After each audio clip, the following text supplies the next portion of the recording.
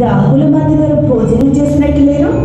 వారు రాత్రిపూట భోజనం చేయక చాలా సంవత్సరాలైంది. అయినా మా బాధ్యతగా ఆహారాన్ని ఉంచుతున్నాం. పక్కన అరిగినట్టు లేదు.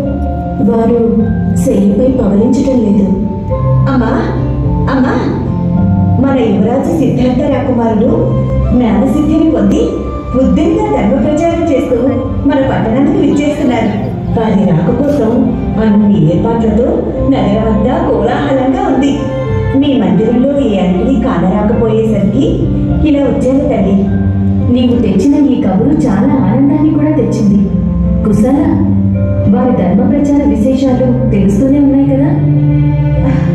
మందిరాన్ని అలంకరిద్దామమ్మా. చెరకత్తులారా, చెరకత్తులారా. కుశల, ఏ విధమైన అలంకారాలు వద్దు. వచ్చేవారు సిద్ధార్థులు కాదు, వారు బుద్ధ భగవానులు. అమ్మ, వారిని దర్శించడానికి ఏర్పాట్లు చేయమంటారా?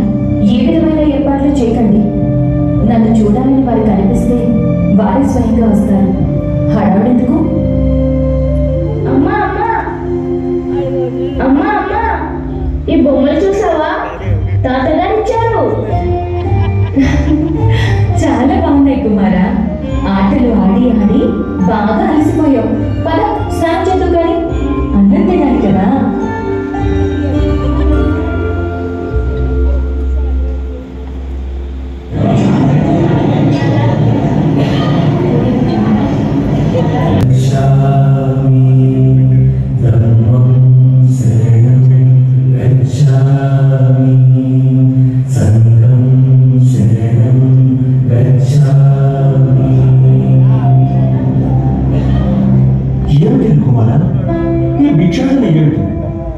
గణాన్ని వదిలి వెళ్ళినా ఇప్పటికీ నీవే వారసుడవు. నీ గణంలో నువ్వు శ్రమ, నీవు దుఃఖితుడవు. నీ దుఃఖం కూడా మోహపాశపూరితమే కదా శుద్ధోదన.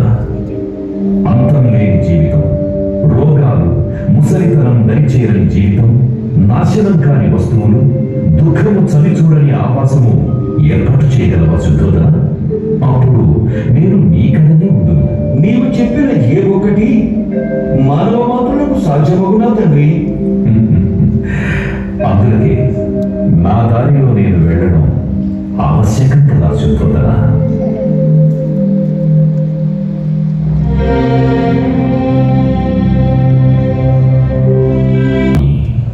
ధమ్మం శరణం గచ్ఛామి, సంఘం శరణం గచ్ఛామి.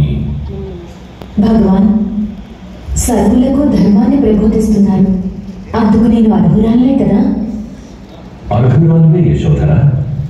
భిక్ష స్వీకరించిన తావున ధర్మ ప్రచారం బౌద్ధ సంఘాన ప్రధాన విధి. ధన్యురాలని భగవాన్. లోనికి దయచేయండి. ఈ ఆసనమున ఆసనులు కండు.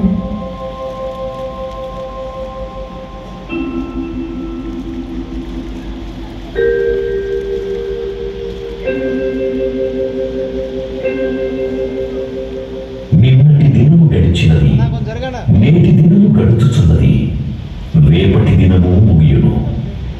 ఈ మూడును మార్పులకు నిలబడి కదా. మార్పు ప్రకృతి విధి, నిర్వాణమే కైవల్యం. తృష్ణరహిత సంపూర్ణ అనుభవమే నిర్వాణం. సర్వము కార్యాకారణ రంగమే. అది లేకపోయినా అది కూడా ఉండదు. మనుషులు తృష్ణ మంటలలో ఆహుతి అవుతున్నారు. వాటిని ఆర్పే విధి నా ముందున్నది.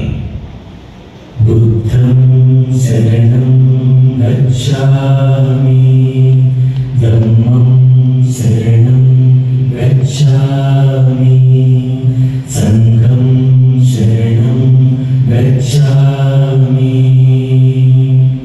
అమ్మా అమ్మా,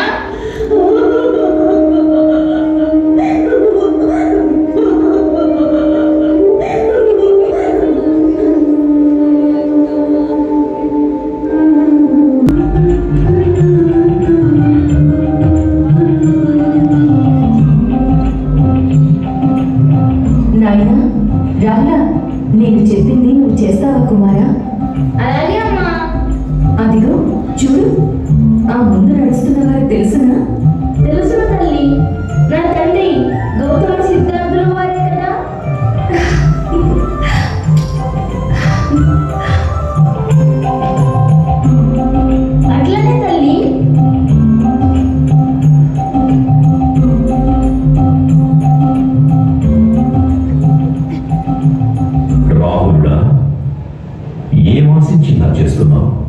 తండ్రి, నేను మీ వారసుడను. నాకు వారసత్వంగా రావాల్సిన సంపదను నాకు అందించవలసినదిగా మిమ్మల్ని ప్రార్థిస్తున్నాను. సాయిపుత్ర, నేను ఆర్జించిన దానిలో ఇతడు తన మాట అడుగుతున్నాడు. ఇతని అభ్యర్థన ధర్మసమ్మతం. చీవరాలు భిక్షాపాత్ర తీసుకురండి. సాయిపుత్ర, త్రిచరణాలు పలికించి ఇతనికి ఉపసంపదనిచ్చి దీక్షా విధిని నిర్వహించండి.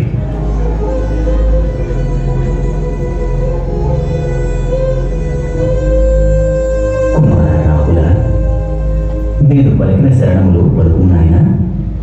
బుద్ధం శరణం గచ్ఛామి, బుద్ధం శరణం గచ్ఛామి, ధమ్మం శరణం గచ్ఛామి, ధమ్మం శరణం గచ్ఛామి, సంఘం శరణం గచ్ఛామి, సంఘం శరణం గచ్ఛామి, బుద్ధం శరణం గచ్ఛామి, ధమ్మం శరణం గచ్ఛామి, సంఘం శరణం గచ్ఛామి.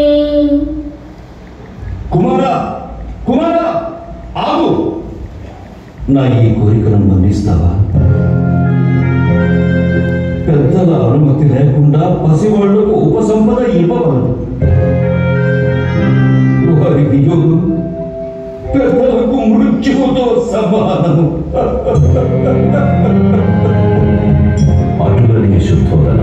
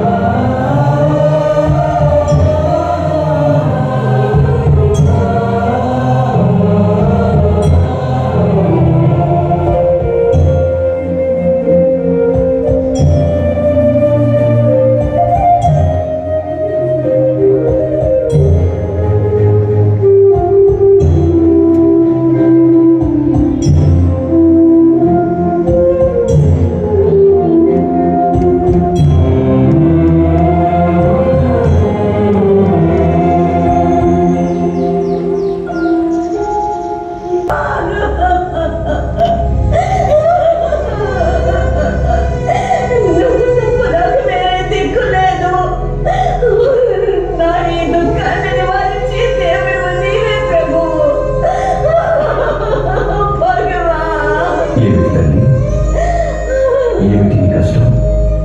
ఇంతటి దుఃఖభారంతో ఎక్కడి నుంచి వస్తున్నావమ్మా? నీకు నేనెలా సహాయపడగలనో చెప్పు తల్లి.